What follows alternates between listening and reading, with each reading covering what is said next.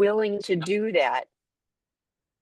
And I'm willing to do that because, like, I have to hold to my core values. I also can't have real relationships, just like you were saying, if I'm always being, well, there's this lens of me or this version of me you're seeing. I want to be congruent. I want to be one person, and people can like me or not, and that's, like, that's okay.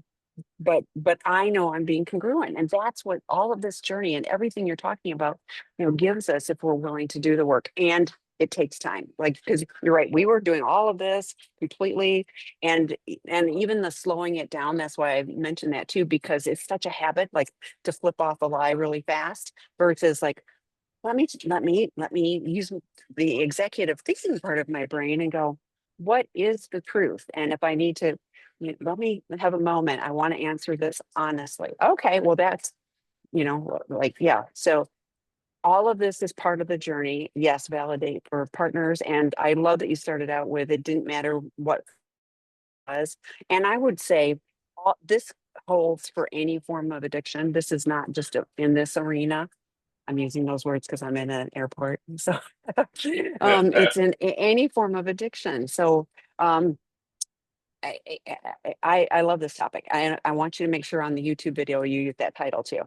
Oh, questions. The first one is about the work group, and I did put the PA group starts on December 1st, and I put the link in the chat.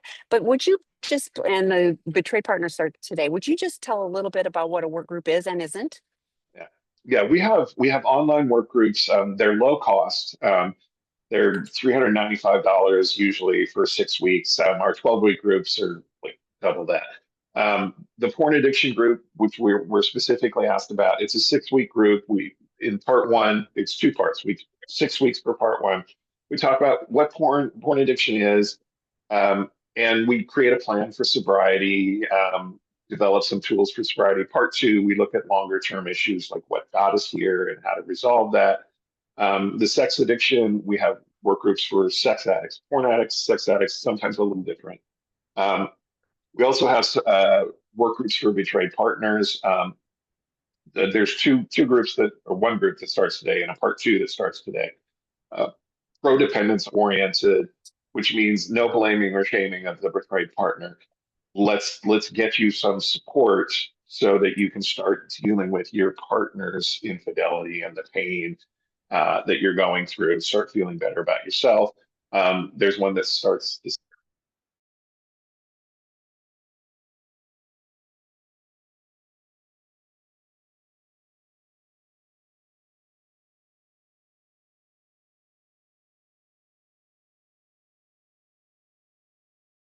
doghouse. We have work groups with Dr. Eddie Caparucci and also Troy Love on healing attachment wounds, inner child, things like that.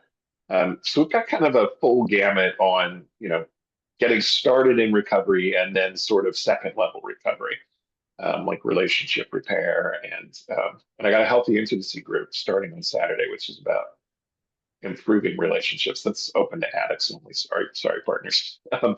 But addicts, how you can develop intimacy, how you can develop rigorous honesty, a lot of things we just talked about today. So we have a wide variety of work groups. Check them out. And again, they're low cost. So good deal. And I'm going to add, many therapists recommend them for clients. This is not therapy, but many therapists find that this really helps their clients. And the SA and PA are at the top of the list because you can't do any of the deeper work if you're still acting out in the addiction. Right. So start there. Will you just quickly share the difference between the SA and PA?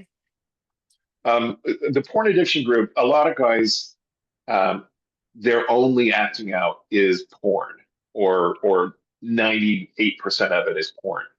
Some of these guys, the younger guys, they've been acting out with porn since they were 12 and they're 22 now, and they've never had a relationship. Some of them have never had sex. They don't want to go to a sex addict group. It's weird for them.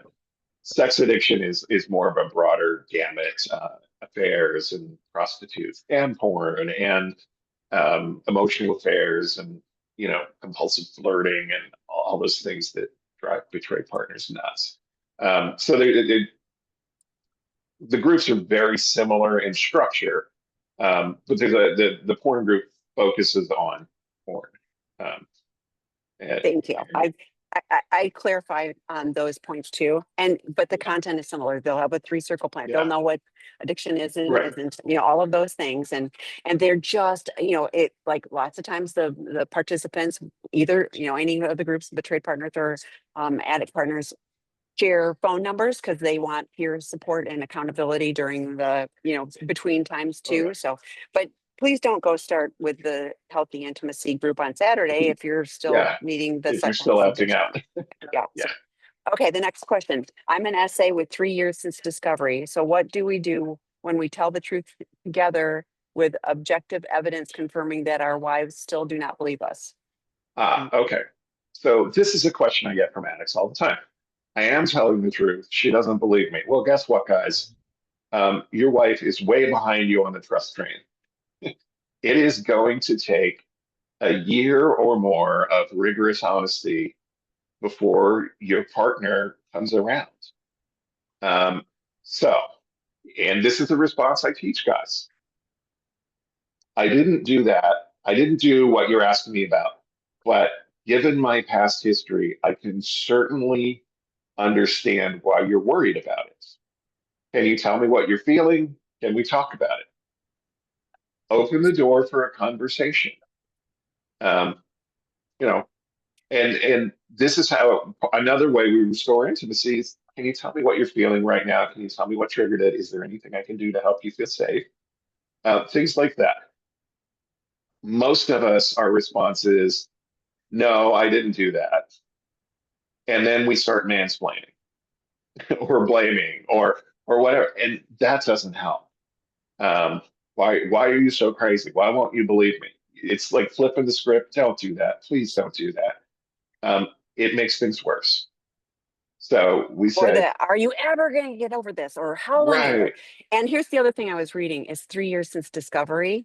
But, yeah, like, what are your actions? What have you been doing in those three right, years that really show you? Because it right, just not acting out is merely abstinence, and that isn't real change. So yeah, your actions, are part of what a partner can right, see that will help calm things down.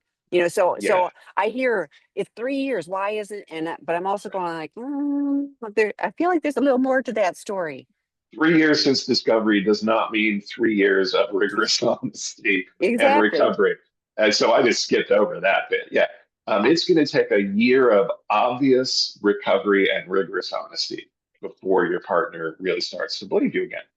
That's just life.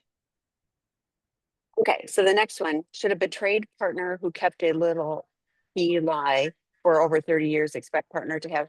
So I think this is the betraying partner who kept ex, for 30 years expect partner to have a CSAT, or can they learn on a C in work groups? Slowly feeling more upset about this habit than feeling better, although it's apparently over. And again, I'm hearing abstinence. So I shared part of Scott's story where he talks about, he's lying in a restaurant. That was a new one for me today, but he's lied in a 12-step meeting.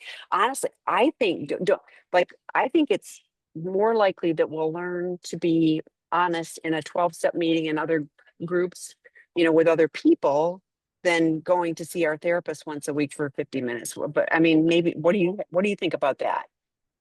Um, yeah, I'm not sure who's keeping the secret and who's wanting the CSAT or whatever, but secrets either way.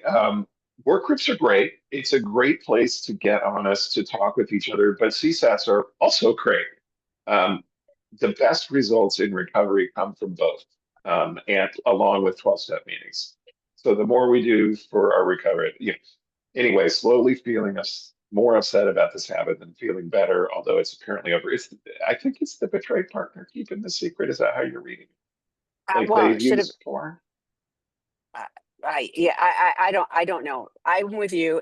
Secrets are secrets, and if it was one secret, like just tell, like, if Yeah, that was, yeah, like honestly, like yeah, just tell. yeah.